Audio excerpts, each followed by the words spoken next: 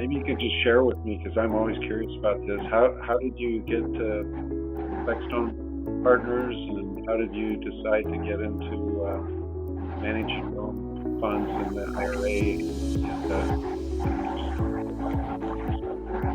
Sure. Well, so we basically have to revert back to our walkie-talkie days, and we can't talk over each other. Is that it? There you go. Breaker one.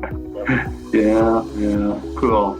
Well, so not terribly long ago, for a number of years now, I've been with Charles Schwab has had my IRA, some of that, and then we also had another option through the firm that I worked for at New England Financial, and they were doing so-so along the way and stuff, and I was with their managed group, so pretty much gave them the good old generalization of I have X number of years until I plan to use any of it, and so they put me in whatever their structured portfolio was for that particular request. And so I'm 58, moving on 59 now, and determined, well, maybe there are some other alternatives, whether that be cryptocurrency or real estate. Certainly was one of the main ideas we had of becoming more involved directly in some physical assets, even maybe some precious metals and things like that weren't as easily or accessible and viable under those other plans. And so that's where I started kind of looking around and researching. And to be honest, I couldn't even tell you at this point how I came across the idea of or the option of the checkbook IRA, checkbook self-directed IRA. But somewhere along the line, I came across that term and I started investigating. I think the first one I came across was literally checkbook IRA, which according to their marketing info, they were kind of the originators of that idea maybe. But we checked out a few of those, and to be honest, just found the folks at Checkbook IRA, and specifically Peter Rizzo and his ready availability and knowledge and background and information that he provided on a very timely basis, that they seem best suited to work with, or a good team to work with. So he ultimately moved our money over and opened up moved our funds over to the Checkbook IRA company. Here, just a few months ago then, our connection to Beckstone came ultimately through them when I got an email about a webinar regarding, I'm not sure exactly how it was presented. I think it may have been about the Panama Canal emerging market, and looked through there and ultimately saw it was Beckstone. And so I attended the webinar, and I think through there requested a follow-up discussion, and that's how I connected up with Tim and you guys there ultimately. And so we had a number of conversations about what you guys do, and it seemed to align with, and talking with my wife and I, obviously one of the questions and concerns is how much time do I have to learn this kind of thing, understand what options there are in real estate, and the thought of doing something either locally or teaming up with, whether it be Beckstone or any number of, I'm sure you're well aware, there's all kinds of options and opportunities to put your money into something, teaming up with somebody who wants to use your money to invest in real estate and other opportunities. So through that discussion and vetting you guys, Beckstone and Tim and the team there and all, and of course with Tim's persistence, we finally came to where we decided that it looked like a very viable and good opportunity to where you guys take care of most of the research and development and have the team there to handle the transactions necessary and take care of the properties. And so I'm not restricted to doing something here in the Kansas City area, but something that hopefully has a great, not necessarily long term. I mean, we're talking, I guess, 3 to 5 years is kind of the potential out that we're looking at, even in the Lancaster, Pennsylvania area that we're in. So all of that looked very appealing, and getting to know Tim and stuff, it seemed like a good connection to make it where I'm only kind of self-directing and having to manage all of that, teaming up with somebody who has the knowledge and expertise to make my money work a little better than I was in those areas of just the market, ultimately. Yeah. So maybe you can tell me a little bit, because there's a lot of different decision-making processes, but maybe you can share with me what your financial background was. You gave me some history of who you were entrusting to do some financial modeling for you early on, but what is your process? What is your background, and how were you able to either feel comfortable or continue to do research to make sure that you did get to this place of feeling comfortable about investing with Beckstone Partners? Certainly. Well, my background, I graduated from college with a degree in accounting, had my CPA certificate, so I was a certified public accountant for a while before going into other areas.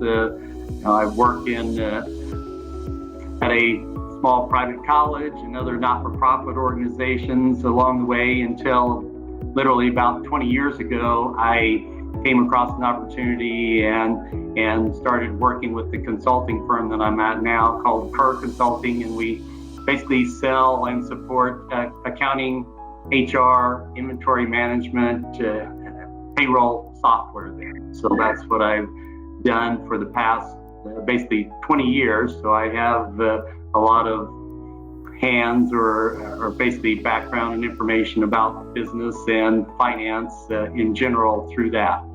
So from there, it was, as I mentioned, kind of in the process of looking at what Charles Schwab and New England Financial were doing, and ultimately kind of this time frame, how do I describe it? I don't know that I guess I want to believe that Trump is making America great again. I just have significant concerns about $22 trillion worth of deficit in our country, and the fact that next year they voted in that we're going to have probably another trillion added to that. I personally don't foresee that can go on for an indefinite period of time. So I think that ultimately has to affect the markets. At the same time, the banking system, our treasury system has artificially held rates extreme, at, as we know, historic lows for an incredibly extended period of time just to keep things from breaking apart.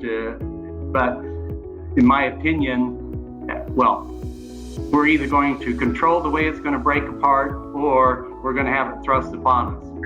It's kind of my perspective there. And so that being the case, I was not terribly comfortable having, or at least a significant part of my retirement, that's not all of my IRA money isn't the extent of our retirement. It's really probably just one component of that. But ultimately, the fact that it was pretty much all dominated in the market, well, it's either in market or they have it in cash doing nothing, and that wasn't terribly appealing, the options I had there. So that's what basically spurred me to, or prompted me to go looking at other avenues and alternatives. And so, as I described, I think between, and I'm not a big gold pretender, albeit I think probably everybody's portfolio needs some of that in there.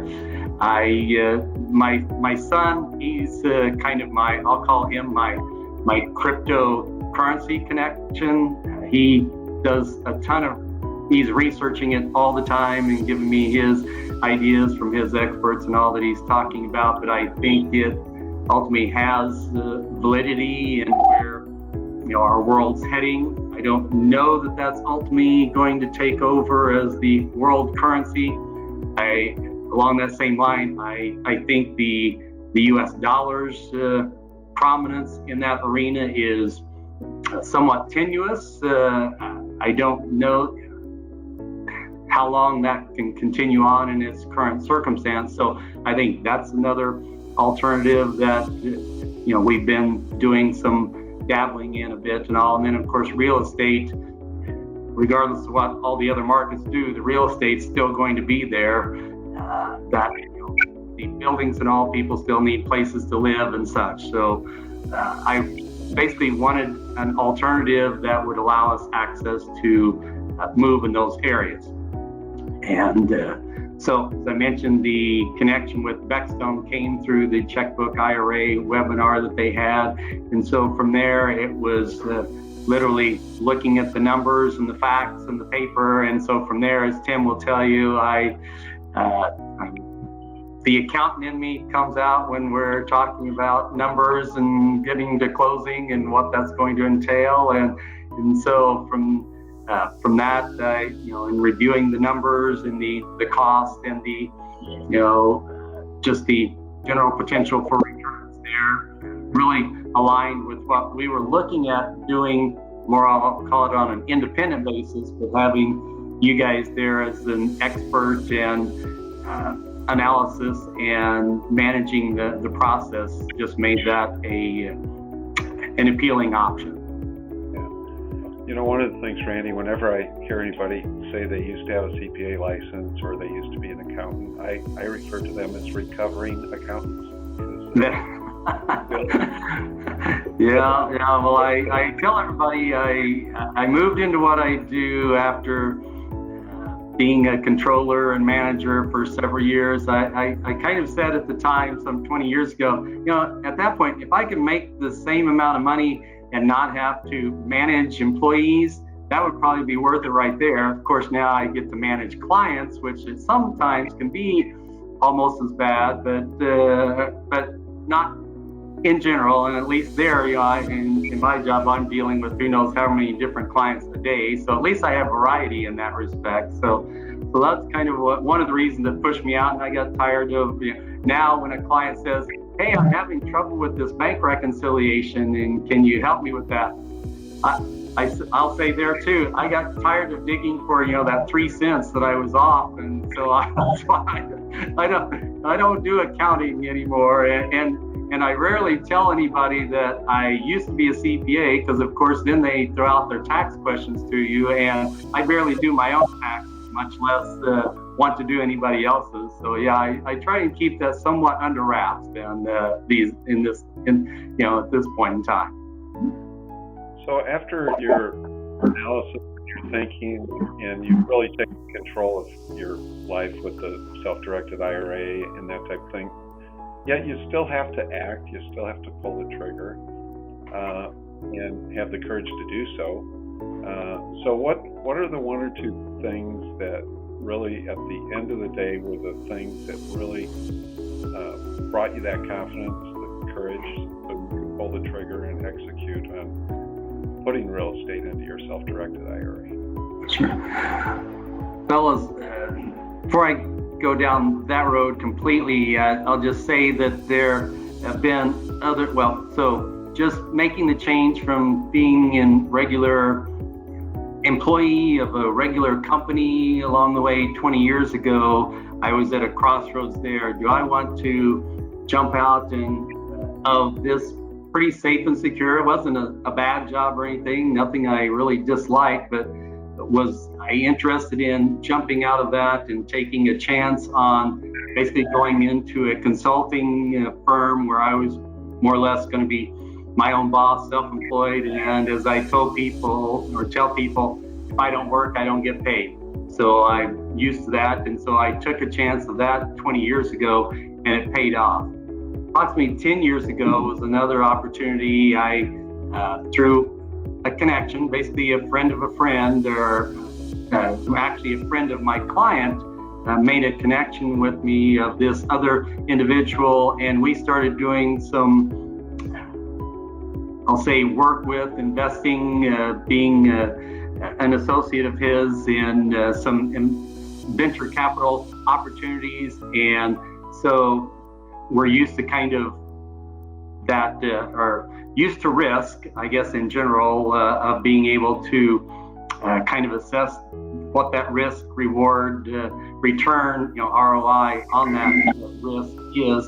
And so 10 years ago, we started working with this individual, and just as, to be honest, that's where a significant part of our portfolio lands today, and we make a significant return on that investment, or have over the past 10 years. So just from those two kind of opportunities, we have found that just from doing our ability to search and vet partners or people that we're going to work with has turned out to be beneficial, and our sense of where we're heading with things has worked out quite well for us. So that being said, when we got to looking at Beckstone, it literally was kind of looking at the past history of things they have done and the information that Tim was able to provide that basically, I'll say, proved the idea of how it works with the emerging markets, and how your team has configured it to, between the management fee looks to be, like in effect, I'm paying you guys 8 or Beckstone 8% to more or less manage my properties, and that money for me. That's not terribly significantly more than I was paying Charles Schwab or New England Financial for what they were doing for me. And so that trade-off was pretty easy to determine that, all right, I ultimately, from our conversations with the folks there at Beckstone, I was able to bring my comfort level from the documentation shown, the past history of emerging markets and how those things changed the real estate market around them, and felt comfortable that, all right, again, this is a 3 to 5 year span that we're looking at, and so it was worth the trade-off of the potential, shortfalls or maybe a real estate lag or something. It's still going to be rented and covered there. So just the general idea of how rental property works, that if you can't sell it, you can still rent it, and so you're not going to the likelihood of losing your shorts like you might in the market, in a market drop. And the fact that I'm in, we're talking at this point, the project is in Lancaster, Pennsylvania, not in Southern California or something where the markets do have a much more potential for a significant drop. Obviously, you have a little more upward potential possibly, but you really don't have that same huge potential for the drop that you have in some areas like Southern California or Phoenix and those kind of high-end real estate markets. So it was really just through all of those various experiences and our conversations with Tim and others there that brought our confidence level to a sufficient point where we were ready to move forward with them.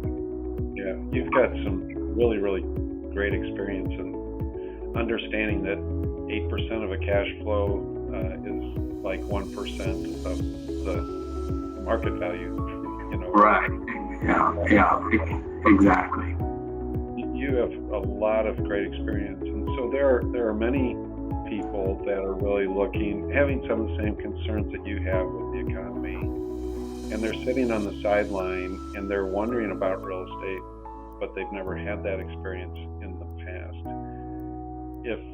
If a friend of yours is getting ready to cash his last paycheck and go into retirement, and they asked you, like, just for a quick, why would real estate make sense, for somebody who's getting ready to live off of their cash flow, how would you articulate something to somebody to encourage them to diversify and to potentially consider real estate? Well, it would vary a bit from somebody, as you're describing, is cashing their last paycheck and therefore going into a retirement situation where they may not be putting money in an IRA any longer. They're actually, that's their, well, bottom line is there are tax ramifications of that are slightly different than what I'm doing and we do together in my checkbook IRA. So that's, makes it slightly different, but only slightly. But the bottom line is that, with real estate, as I described, you have the option to either turn that over on a regular basis with, say, people, and hey, I have to admit, I'm an HGTV addict, and all those shows of flipping houses and stuff is intriguing. And we have done that. Ultimately, my wife and I, we've done that personally and all, and come to the conclusion that it's a good hobby for us. It is not something that we want to do. We'd have to do, make what we want to make and all. We'd have to do at least probably 10 a year or something, and we really don't have the time, effort, or energy to do that many. To do something, say with Beckstone like we're doing, where we're really a totally passive opportunity there, but still in the same market and getting the same or better benefits from that, is the fact for them that one, diversification. Two, I've heard it many times that people talk about, man, I just wish I had never sold that place. I should have hung on to it. Now it's worth $1 billion, whatever it is. You hear that way more often than you hear people say, I got out of there just in time. But with real estate, as I was describing, if the market isn't where you want to sell it, then you can hang on to it and make it a rental. These days, rents, the rental market is as hot or hotter than the just selling market these days. Rents are, I'll just say, exorbitant, as people describe and all. It's hard to find places at a reasonable rate, so you can readily, cash flow a decent property, maybe not so decent. I wouldn't want to work with some of the I've got a friend, for instance, from church. He owns, I don't even know how many, 50, 60, 70 HUD type homes. So obviously there's a benefit there. You've got some government subsidies, so you're not necessarily going to be out as much rent if somebody skates, but you're dealing with a different clientele. So that's probably not something that I would recommend, or certainly isn't for me. But bottom line is that you've got somebody paying for the mortgage, plus these days you should easily cash flow a decent property in a normal circumstance if you have done your research and investigated any reasonable manner of finding the right properties to do that with. And then you've got appreciation. In general, there have been really very few time frames of any length that real estate has tanked it for an extended period of time. But even through those, if you're already renting it, then you've got that covered, and your cash flow, again, these days should be pretty easy to be positive and on your side. So you really have the positive outlook of both sides of that you can work from. Yeah. Well, protecting the downside, if inflation comes back is important, but protecting it with the cash flow, that if it's not marketable, that you can continue to get the rent to make the payments is something that a lot of people don't realize with the real estate. But then you have the upside of appreciation. So I'm curious if anybody that if somebody were to ask you why real estate, why Beckstone Properties, and you only had a minute to give an answer to what you've appreciated about the experience, how would you articulate that? Well, first of all, real estate is just a hot topic. You don't have to look far to find any number of organizations pushing the idea of getting into real estate. So you can easily get the knowledge and expertise, or just not necessarily expertise, but knowledge to say that real estate is certainly one of the options you should be considering as part of your portfolio. With respect to Beckstone Partners, I just have them look at the whole package, that they basically do all the background, all the research, put a package together, and basically can just come to you and show you the numbers. And as I mentioned, you can make similar returns to somebody who's trying to do it on their own, but you're in effect a totally passive situation where you just have to come up with some of the dollars as the down payment, and you can be in the real estate market for a relatively small amount of initial input of funds, and come and be working with somebody who has a great amount of expertise in that particular realm, in that particular market, that again, I don't have the time to come up to speed with that. And so I'm willing to pay and not even necessarily a significant premium to make that happen. Especially, one thing we didn't really mention was I've looked into the non-recourse lending, and just the fact that we have a rate of 5% that we're using there is below market. So that's one place that I didn't mention, that, in effect, it's offsetting some of that 8% that I'm paying you guys by the fact that I would probably be paying 6, 7, or 8% on a non-recourse loan to be able to do that myself. Yeah, that's a good point. Thank you for bringing that up. Really appreciate you taking the time.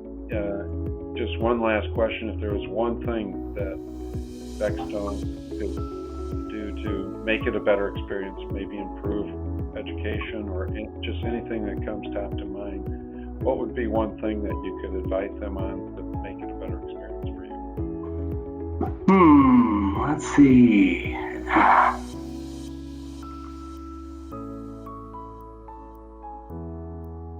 Trying to think through the process of, we just really had some small, I'll say, bumps in the road of some of the numbers. As I said, me being an accountant, that I came across that wait, Tim, this we were thinking a little bit different on this, and making sure that all of those were in line, and even in some of the initial,